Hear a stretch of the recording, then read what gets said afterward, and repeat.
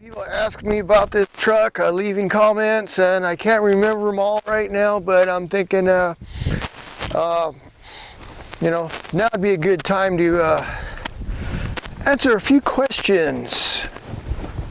Yeah, so here I am. Ask. Why did I buy an LT 4x4? Why didn't I just buy a ZR2? Well, a ZR2 had some things I didn't like about it. I didn't like the little tires. I didn't like that you're limited on suspension modifications at the time. Now BDS, I think, is the only company that makes any kind of suspension lift.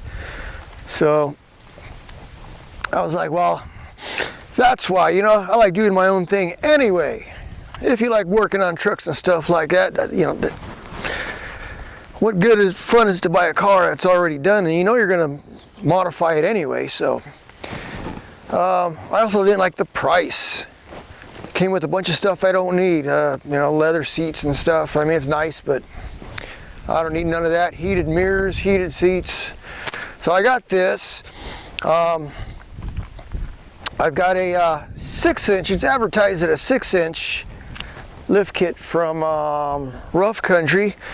It was a little over $1,000. I seen them on sale right now for like under $1,000, like $970.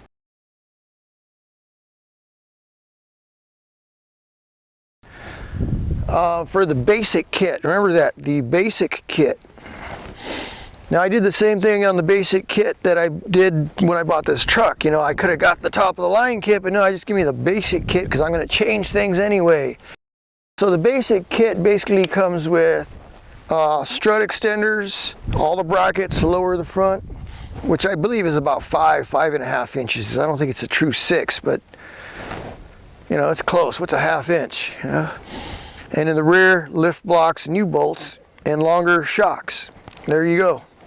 Rough Country sells the gas struts to go with their lift kit, but I don't want to pay the money for them because I'm going to change them anyway, right? So that was a whole purpose behind that. So I was looking into the Fox 2.0s, and the Fox 2.0s, they don't make them for the 6-inch lift kit. They've got to be longer to make up for that 6 inches on the brackets on this kit. So I talked to them. They said, well, you could run them, the 2.0s, but you'd have to put a spacer kit in there. I didn't want to run spacers, so the next kit up, which Fox does through BDS, is the 2.5 race series coilovers at they're around $800 each.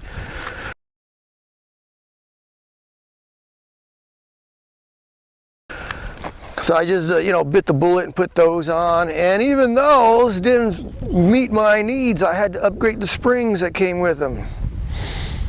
Not heavy enough for my truck.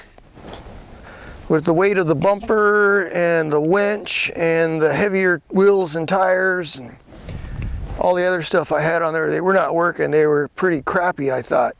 And I called Fox on them. And I called BDS, and BDS sent me back to Fox and said, screw it, I'm not getting any kind of customer service there, product support. So I just went, bought my own coils and put them on there. Got some iBucks from Summit Racing for $85, 600 pounders, and we'll try that out. So far, a noticeable difference driving around town. We'll see how it is off-road one of these days. On the rear, I upgraded the lift blocks to Atlas Expedition packs. Atlas Spring there in City of Industry. The issue I had with those is that they were sagging. So I took them back, and they said, oh, well, you're carrying all that extra weight. I go, well, I thought that's what the Expedition pack was for, to carry extra weight. But the Expedition pack did ride good. But I did have to add longer shackles, and then I took it back to Atlas, and they had to add, I think, 2 more leafs per side still to bring it up. And I'm still running the Rough Country gas shocks in the rear. They run fine. They ride fine. I mean, it's not a Cadillac. The youngsters are like, what's a Cadillac, right?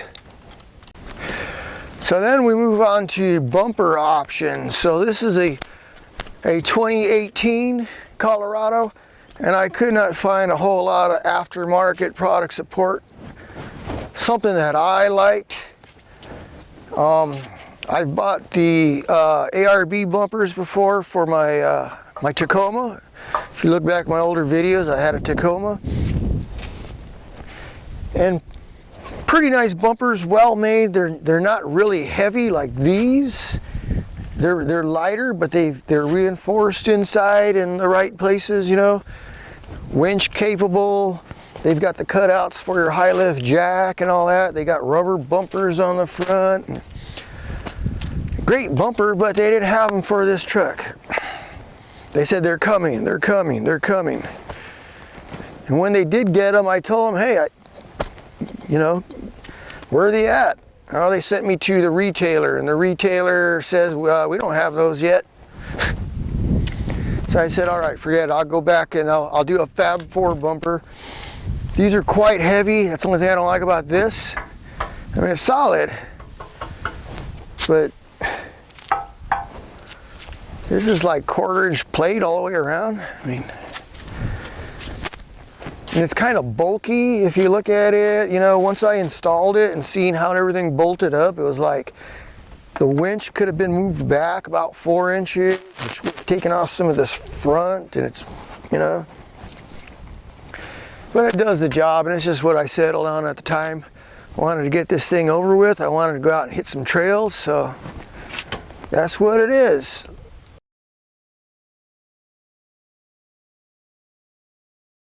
You know, take it or leave it.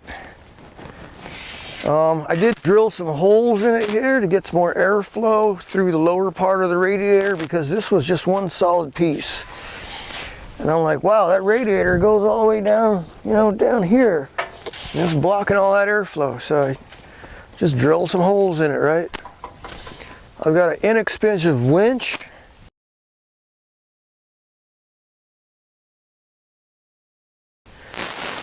Smitty built, I think. Yeah, X20, a 10,000 pound winch. You know, this is just for emergencies. I'm not going to go out around doing commercial recoveries or nothing like that. If it works one time, if it gets me out of a jam one time, it's paid for itself, you know. Now, if you're using a winch, you know, regularly, heavy use, you might want to go with a Warren, something, you know, with a reputation behind it. Something proven, in other words. I also got the steel cable. There's no need for putting that synthetic rope on here if it's just going to sit. Things like that tend to rot when you need them, you know. I've got the winch on the Bronco. I haven't used that in years, but it's got the steel cable, and the steel cable's just fine.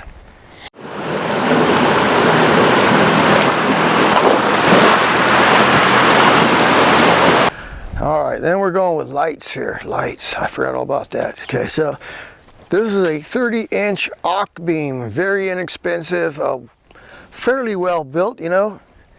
I had to put some mounting tabs on here, so I've got a welder, and I was able to just put a couple tabs on there and mount it right there. It's a good all-around light. Nothing wrong with it. I had one on my Tacoma, but I had it mounted up here, and I've got two on the Bronco. But for long range lighting, I'm running lights up on the top there.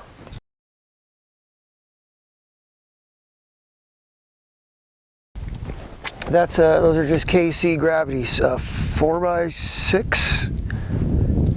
I ran 4 of them. I could run more. You can spend more money for those gravity lights, because they sell one already mounted on a bar and everything, and it's over $1,000. It's like, wow.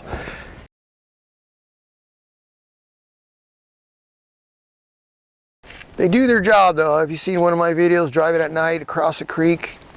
Perfect. They shine a nice long beam.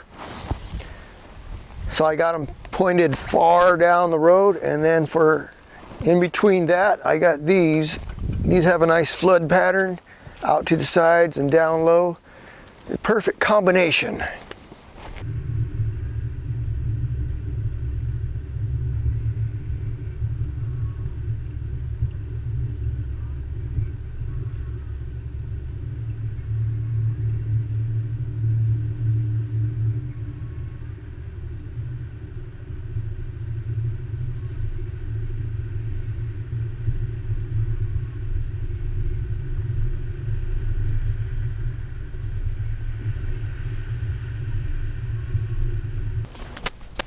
light bar. Light bar is by Carr, C-A-R-R.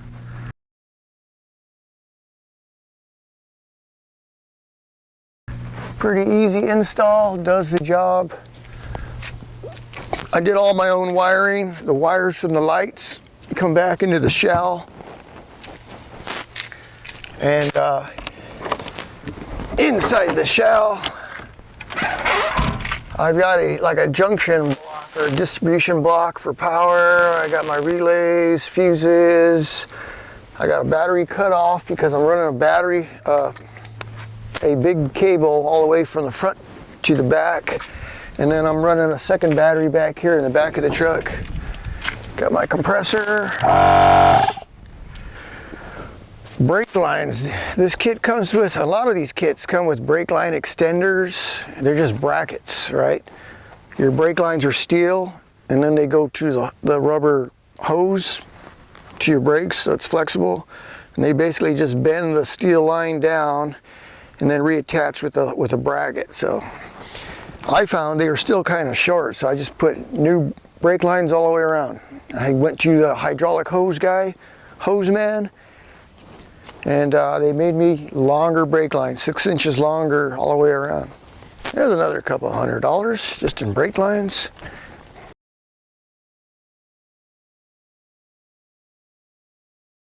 But in the bumper, I went with a Fab 4 bumper, okay? I had a Fab 4 on the Tacoma. So I went with another Fab 4 bumper.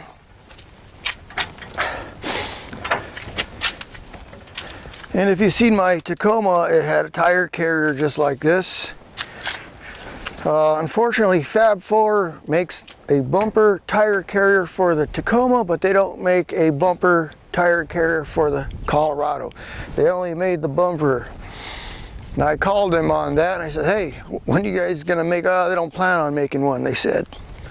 I go, well, how about modifying one to fit your Colorado bumper? And they says, no, we don't do custom work. So I ordered one anyway, since I have a welder, and I figured I can make it fit, right? So I had to add some steel and everything. It's really rough, there's nothing fancy there. But I did have to lengthen this piece here 1.5 inches to clear the tailgate. You got to remember the tailgate's got to open, so these brackets got to be so wide. So I assume this is 1.5 inches wider than the Tacoma. And you got to have a spare tire, especially when you're running oversized tires. I mean, oh, I also took the spare tire out from underneath here. That thing is just, why does it hang down so low? I've noticed that on the 0-2s. The little spare tire down there hangs way down low. That's like the dumbest thing I've ever seen. And another thing, the ABS brake lines. I modified the ABS brake lines on the back of this truck. Because if you look at a lot of the GM trucks, there's a wire hanging down from the frame down to the axle on each side for each wheel. It just hangs there. I've never seen nothing like that before. You know, it just dangles down. So I rerouted it.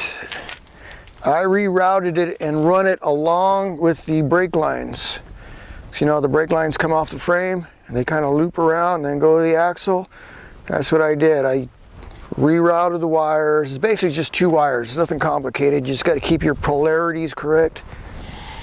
And rerouted them so there's no more wires dangling under there. That was just dumb.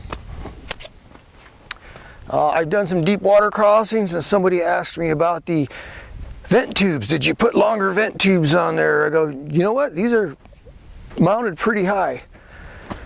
There's one off the front axles. They go up into the frame somewhere. Have had no issues with water, and I've done some water crossings at least 3 feet deep. Water got up about this high. A little bit of water got in the back here, but that was about it. Yeah, the Mojave Trail right now is about 3 feet deep, so. Hubba. That's about it. So I think that's long enough of a video. It's only 1:45. Holy cow. Well, I guess I could go to the gym now, but t-shirts. The printer's handling that. I just ordered some shirts, the Mojave Road shirts. We'll see how that goes. If I can get rid of those, then I'll order some Root Dog shirts. But right now, I think the Mojave Road shirts have a broader, what do you call that? A broader audience. In other words, I could sell more of those. So we'll just see what happens. So I don't want to order a bunch of shirts and not get rid of them. I'm trying to make some money here because I'm going to have to do something pretty soon. I got to get some money coming in somehow. And I'm hoping not to go back to work. I don't want to go back to work at the prison. I don't want to go back to work at construction. You know, got the opportunity to do something different. Wouldn't you do something different?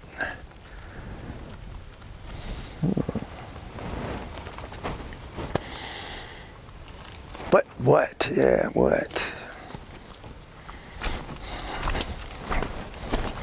What would you do?